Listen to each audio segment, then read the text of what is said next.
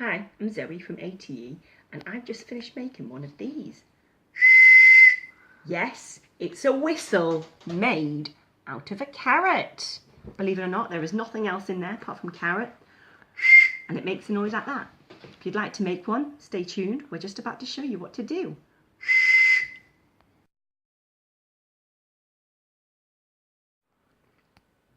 We're going to do each step twice today, but if you do feel like you need to see it again, then just pause, rewind, do as you please. So let's have a look at what we need. I've got 2 carrots because I'm going to do each step twice. It is worth having more than one because your carrot whistle might not work on the first time.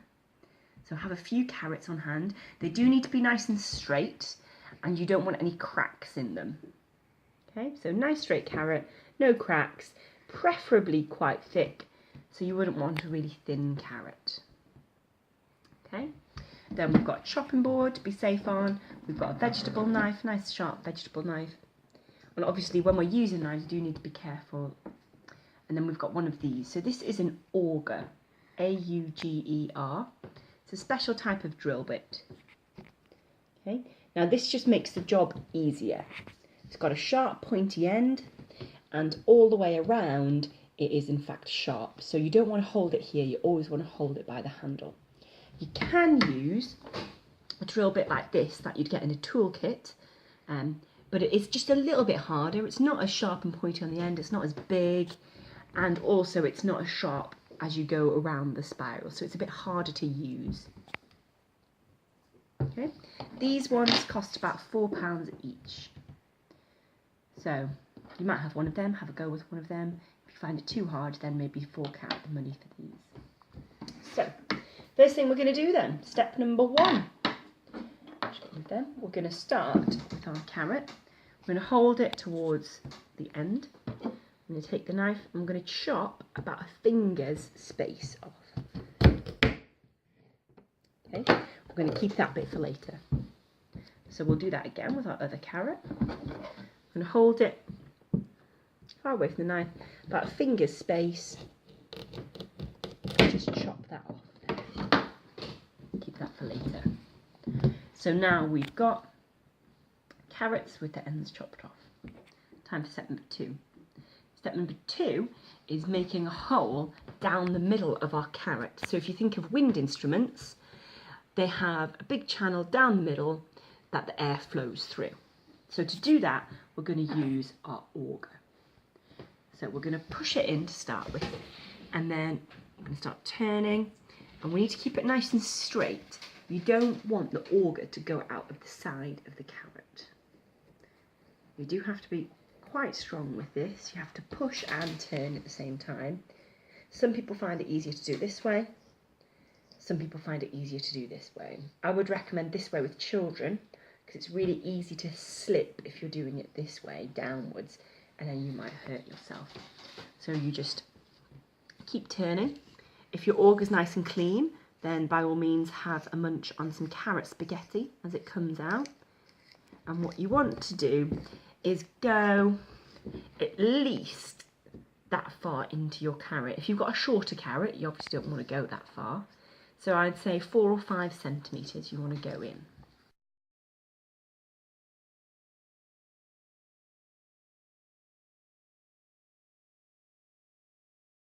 I think might have gone far enough. Let's take it out and see. Yep. So all of this bit was inside my carrot, so that was far enough. So then we're just going to take those carrot peelings off the auger. So now you've got a nice hole going down the length of your carrot. Okay, we'll show you that again. So hold your carrot in one hand, push your auger in with the other, and then you start turning. So you want to go about 4 or 5 centimetres in.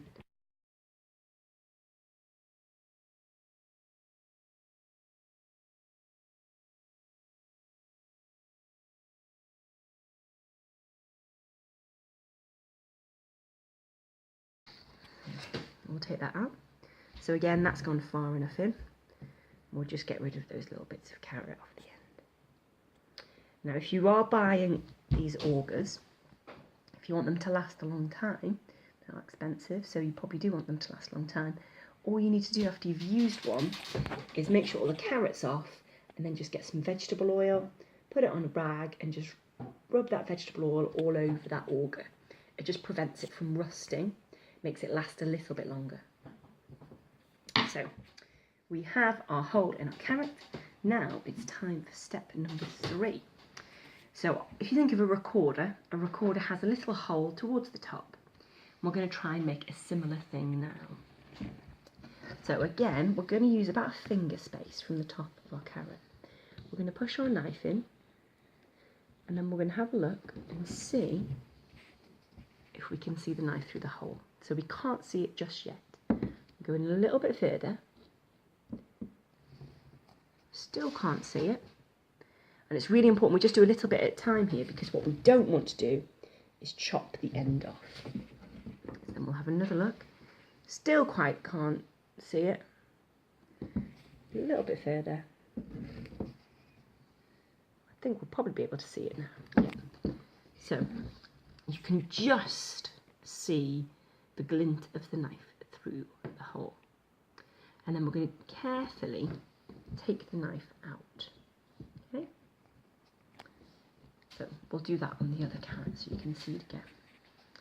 So a finger space from the end.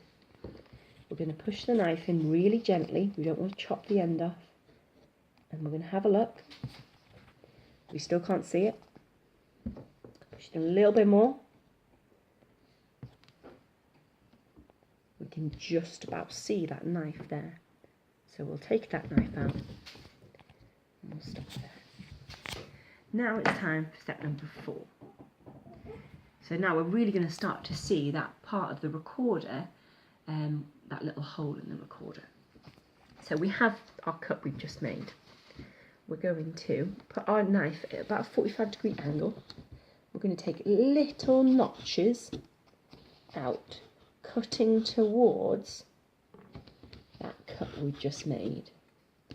So a little bit at a time. And you want to be really careful, because you don't want to go too far in, and you don't want to chop this end off here.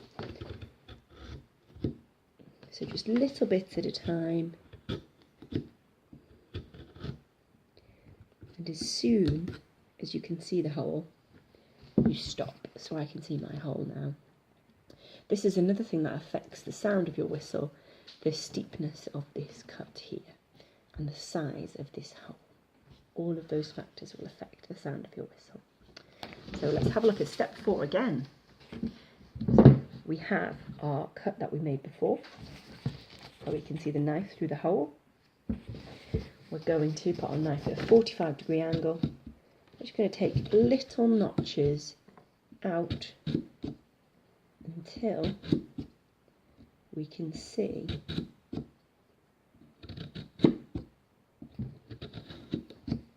the hole. So you can just see it there. Now that's probably a little bit too small, so I will take a tiny little bit more off just to make it a little bit bigger.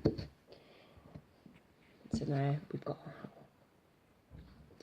So step number 4 was making our 45-degree angle cuts until we can see our little hole there. Now it's time for step number 5, the final but trickiest step of all. So we are going to use the end of our carrot. What we're going to do is make a little bung that's going to go in here. Okay, and that's going to restrict the air that's coming through our carrot, make a little bit of a reed, because now if I blow it, nothing really happens. Okay, so first things first, we're going to chop off the end of the carrot. We don't want that. And then we're going to place it flat. Now I tend to use the middle bit of the carrot as a template, because that's roughly the same size as my hole. If you're using a much bigger or smaller drill bit, then you'll have to bear that in mind. So I'm going to start by chopping bits off my carrot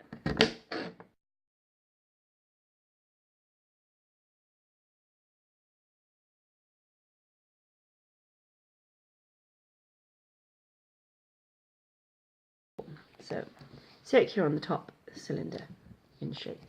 So that is too big. It's not going to fit. You need to make it smaller. I'm going to try again. So it does kind of fit in. We are getting quite close, but it still is a little bit too big. So we still need to take a little bit off. Try it again. So it does fit quite snugly there. Now what we're going to do is flatten off one of these edges. And that's just going to create a channel for the air to flow down. So it was a cylinder and now it's going to be a cylinder with a flat bit. Okay? So it's a bit like a semicircle. And then we're going to pop that semicircle into the top of the carrot.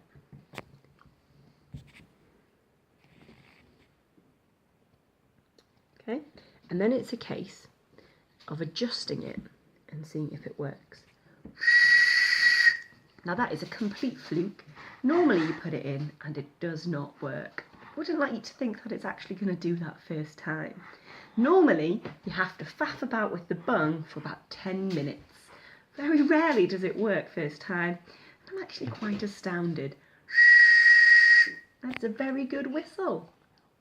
If I take it out a little bit, then it might stop working. So that doesn't work now.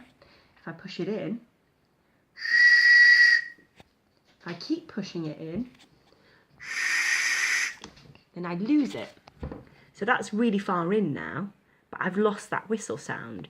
So it has to come out a bit. So it shows you how fine the balance is. So I've got to have that one sticking out a little bit. Sometimes it has to be all the way in. That's still not quite right.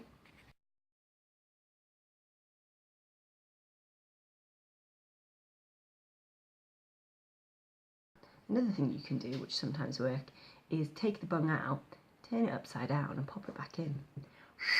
Sometimes that really helps. Sometimes it doesn't. After about 2 hours of this, you will get orange lips. I am a bit annoyed that I fiddle with this and it doesn't work. As soon as you get it working, just leave it. Don't fiddle with it. It's kind of working, but it's not as good as it was. There we go. Okay, so we'll show you that one again. So we've got our other carrot.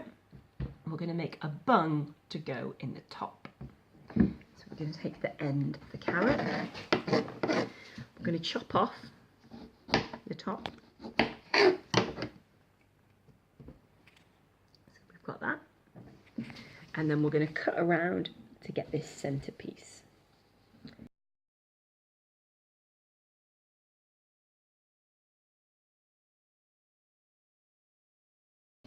So we've got that. Is it going to fit? No, not a chance. It needs to be much smaller, doesn't it? It's not going to fit in there yet. Check. I think we might be getting there. We are getting there a little bit smaller. So now we're going to flatten off one side of the cylinder to make it into a semicircle. We're going to take our knife, take one side off, and we're going to pop it into the carrot with that flat side in line with your hole. And we're just going to push it in a little bit, and then it's a case of trying it out. So this one hasn't been as successful, so it's a case of pushing it in, seeing if you can get it to work. I think I need to take a little bit more off the bung. So we'll just take a little bit more off with a sliver, and then we'll pop that in to see what that sounds like. So there's a little bit of a bigger hole now than before. And you can hear it's starting to sound a bit more like a whistle compared to before.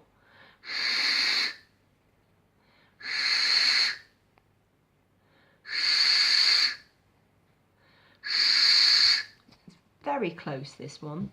I think it still might be a little bit big.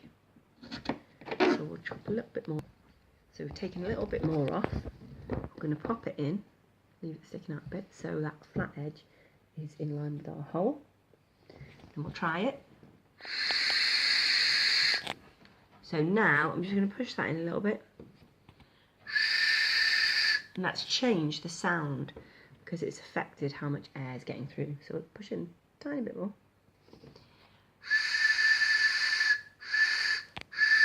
I'd be tempted to leave it there. I am going to push it a little bit more because it might just make it perfect. So just a tiny bit of a push. And we've lost it. So then you have to pull it out a little bit. And we've got it back. So it's just a case of moving this bit in and out. If your air hole's too big, then you might have to make a bigger bung. So sometimes you can cut it too small, it stops working. So that's it, we've made our carrot whistles. Now, when you make one, please don't feel down that it doesn't work on the first, second, third, fourth, fifth, sixth time. Keep persevering. It will eventually work, and just think the bung is where you need to focus your attention. Make it smaller, maybe start again, make a bigger one, push it in, out. Try a different carrot, try a different size drill bit. Keep trying different things and see if you can get it to work. Now, when you do get it to work, let us know. We always like to hear some wonderful carrot whistles. You could experiment putting holes along the front, although sometimes that does ruin your carrot whistle, so be a bit wary of that. And if you want to find out how to make other fun crafty things, then follow us on Twitter or Facebook. We always put a few out. So that's bye from me.